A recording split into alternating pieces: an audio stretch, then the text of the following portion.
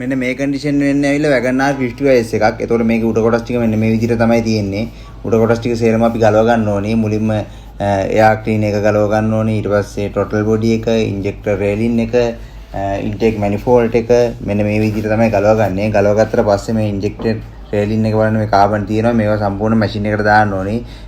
Intake මැනිෆෝල්ට් එක මේ විදිහට අපි ගලවලා එළියට ගන්නවා. ගත්තට පස්සේ බලන්න වැදගත්ම කොටස තමයි මෙන්න මේ ඉන්ටේක් චේම්බර් එක ඇතුලේ. මේ ඉන්ටේක් චේම්බර් එක ඇතුලේ තියෙන කාබන් ටික සම්පූර්ණ ක්ලියර් වෙන්න ඕනේ. මෙන්න මේ විදිහට ක්ලියර් වුණාට පස්සේ තෙල් උරා ගැනීමක් සිද්ධ වෙන්නේ නැහැ. ආයි කාලයකට ටියුන් අප් එකක් කරන්න අවශ්‍ය වෙන්නේ නැහැ. අතරම කන්ඩිෂන් එකක්. මේ විදිහට තමයි සුද්ධ වුණාට පස්සේ චේම්බර් එක ඇතුලේ තියෙන තෙල් උරා ගැනීමක් සිද්ධ වෙන්නේ නැහැ. සම්පූර්ණ ඇතුලින්දම ක්ලියර් වෙලා තියෙන්නේ.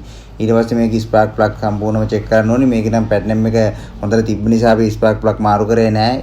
ඊටු කොටස් ටික සේරම මේ විදිහට හයි ප්‍රෙෂර් කරලා සම්පූර්ණ ෆික්ස් කරාට පස්සේ වතුර ලීක්, ඔයිල් ලීක්, ඒතකොට බෙල්ට් පැත්ත, එන්ජින් මවුන්ට් සියලුම කොටස් එකින් එකට චෙක් කරලා සම්පූර්ණ එන්ජින් එක පැත්ත 100%ම කන්ඩිෂන් වුණාට පස්සේ සෑහෙන කාලයකට එන්ජින් ටියුන් අප් එකක් කරන්න වෙන්නේ නැහැ. කස්ටමර්ට හිතේසකයක් නැතුව දුවා ගන්න පුළුවන්. දැන් මේ වාහනේ ගත්තොත් සාමාන්‍ය මයිලේජ් එකට ඇත්තටම එන්ජින් ටියුන් අප් එක කරපු වාහනයක්. සාමාන්‍යයෙන් එන්ජින් ටියුන් අප් එකක් කරන්න කිලෝමීටර් 50000න් 50000 වගේ කරන්න ඇති වැගන්ආරයක් වගේ නම් පෙලක් වාහන තියෙනවා. ඊට අඩු මයිලේජ් එනු